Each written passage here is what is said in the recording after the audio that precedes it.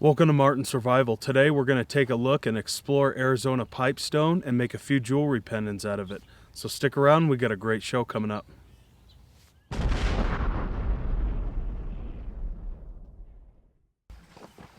Alright folks, so I want to welcome you back, and as you can see we have two buckets with different size pieces of pipestone.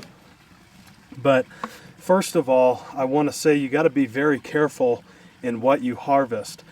Anything that's on the surface, especially here in Arizona, Yavapai County, you want to discard because it's unworkable. We get all four seasons. We get monsoon rains in the summertime with harsh sunlight. In the spring months we get hail. In the fall and winter months we get snow. So it goes from hot to cold, hot to cold. This stuff quickly becomes weathered and thus it becomes unworkable. So you do got to put in the labor. You got to work your ass off to get it. I'm not going to lie. You find a pipestone vein, you tap into it, and you start pulling the stuff beneath the surface. So again, anything that's in the sunlight, anything that's on the surface, don't even count that in. Just take the time to mine it. You'll get some good pieces. What I would recommend doing is bringing a bucket of water along with a piece of sandpaper. Test each individual piece out at a time. And you'll know it's pipestone, especially after watching this video when I show how to work it. You'll see that distinct look and you'll see how it breaks down. So again, it's important to test each individual piece out. So in this bucket right here we have some larger pieces, as you can see. This one I can work into a pipe, hence the name pipestone. I can carve a figurine out of it, carve an ornament out of it, whatever I decide to do. We have a few different color variations with this pipestone. I have some darker pieces, some lighter pieces, but it's all workable. And then in this bucket, I have smaller pieces that I can carve into different jewelry pieces. I can carve necklaces, rings, beads, so forth and so on. This piece right here, you can see we still have the saw marks from when I cut this. I like to process my pipestone, and then I also save the powder. So this powder I can use for painting my pottery. I can use it for painting bows, painting arrows, or even applying it to my skin. It helps protect me from the sun. It brings me closer to the earth and closer to the materials that I'm working with. And back in traditional times, the natives used this as well. Here in Arizona, the Yavapai, the Prescott culture, used this and traded it. They would carve pipes out of it. They would make jewelry pieces such as necklaces, rings, pendants, so forth and so on. It was definitely used, and museums have artifact displays proving so. And they would even save the powder once again and use it for their pottery. So without further ado, I want to go into the materials we need to use for processing this pipestone. We'll work a few different jewelry pieces, and then I also want to show you some previous jewelry pieces that I already made. So here are a few pieces that I made actually yesterday, excluding the necklace that I'm wearing right now. But this one right here has kind of a basic color to it, not a lot of spotting. We have a few different peach spots, but we have this nice black band that runs right on the edge here, you can see. Have a little bit of black spotting on some of the corners of this piece, but that one looks pretty nice. And then this one right here, I actually turned into a necklace. This is one of my favorite pieces. We have some leather lace attached to it. And then I have a lot of peach spotting through it, and then I have a few black stripes that kind of gives that natural tiger stripe look. The necklace that I'm wearing right now, again, very basic maroon color. With the exception of the side, you can see we have that peach oval that kind of adds character to it. I'm wearing this one because this is the very first piece of pipestone that I made, so it has some meaning to it. And then this little pendant right here I'm going to turn into a set of earrings. So once I get another piece that's small enough. I'll work it down to the same exact diameter, and I am going to give it to one of my lady friends. So now we want to start working our piece of pipestone and cover materials we want to use for shaping out a nice ornamental piece. So in today's video, what I'm going to do is just make a simple necklace pendant. But if we gather some of this large pipestone, we want to figure out what we want to make out of it first. So this piece I would most likely cut up into slabs to make different pipes out of, and then I would cut this directly in half. So we're not wasting any pipestone. We don't want to take a sledgehammer to it. Again, that's just a waste. But you will mine smaller pieces like this. Again, this is just a raw piece.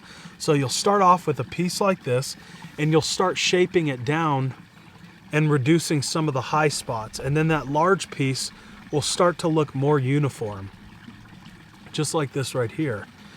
And then from this stage, again, we'll reduce those high spots, we'll start reducing mass, and then we can eventually work this down into a small block.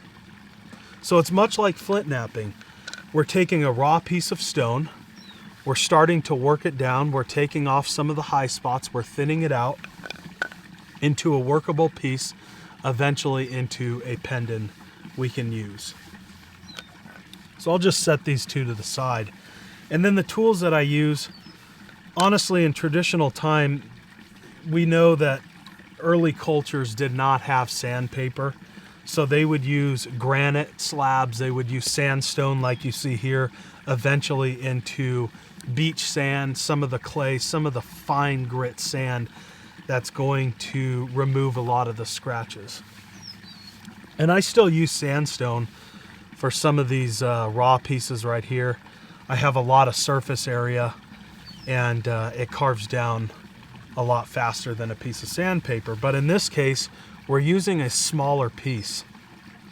So I'm going to start off with sandpaper since we've already reduced it down. I usually have a bowl of water I use, and then I soak the sandpaper overnight. We do have a few pieces of pipestone in here I just found. Forgot those were there. But again, if we want to stay completely traditional, just go down by a creek, take a piece of sandstone, and start working it down just like they did in traditional times. But I'll just get a nice piece right here. Again, it's submerged in water. What I like to do is just kind of wet the surface that I'll be working on.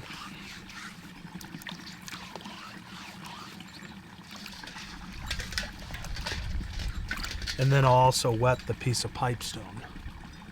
You can see the color on that though. When it's submerged in water, it really brings out the true beauty of the stone you're working with. And all I'll do is I'll start working this down and shaping it out.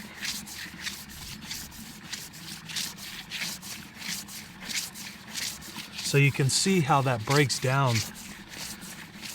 It just carves out real nice, not putting a lot of pressure on it. And then once I get some clay on it, move this bucket over here, I'll just kind of rinse it out. And same thing with the stone. Just wash it off.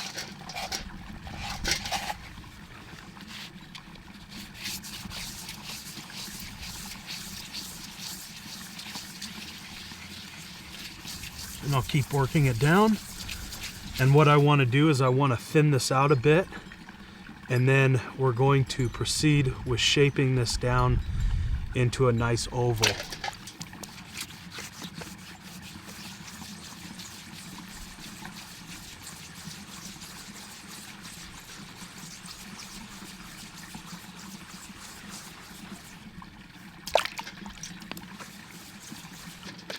So just for reference, here's that piece of pipestone that I've been working.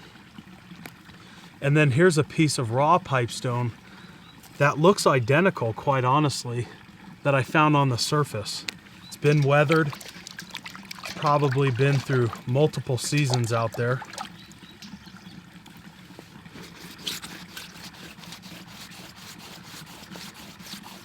And you can see it does not carve.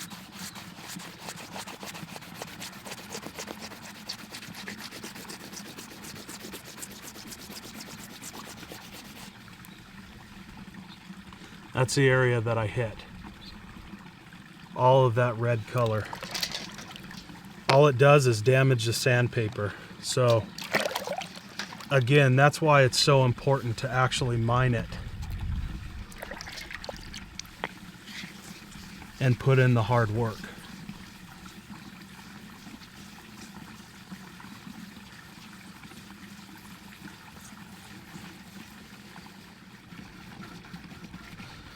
So at this point, all I'm doing is shaping out my piece of pipestone and getting this thing to look like a piece of jewelry. So I'm just removing some of these sharp corners, and I'm going to taper this up top and leave this fairly wide at the bottom. Now this is still pretty thick, as you can see, but I can always go back later and reprofile this down. You'll also notice that I changed out the stone. I'm using a nice flat piece of stone compared to the sandstone, which has a lot of pockets. I don't want to take the chance on this thing snagging and removing more material than I want to.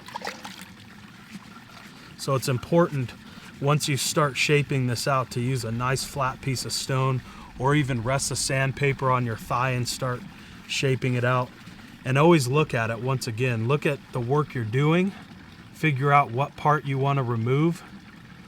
And I still got a lot of work to do with this piece. So I'll just continue on and I'll be right back with you guys.